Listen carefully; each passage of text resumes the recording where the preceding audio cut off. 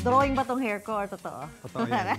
Natural. Pero ang galing niya gumuhit. Anyway, nagpakilig sa fans ang Animoy Bardaverse moment sa episode na Maging Sino Ka Man kagabi. Tama. Ikaw na yun.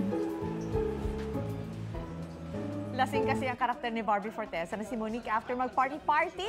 Todo alalay naman si Carding, played by David Licauco.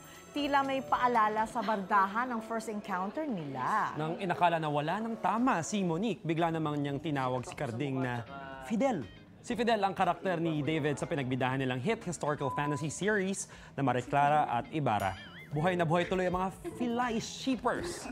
Biro pa ng ilan, baka raw apo sa tuhod ni Fidel si Carding. Malay mo. Bardaverse. Malay mo, di ba? Apo nga niya kasi kamukha. Sige na, pagbibigyan natin ng mga shippers nila. Sige. Oh, di ba? Feel like forever eh. Why not? Mauna ka sa mga balita. Bisitahin at mag-subscribe sa GMA Integrated News sa YouTube. Sa mga kapuso abroad, samahan nyo kami sa GMA Pinoy TV at sa www.gmanews.tv.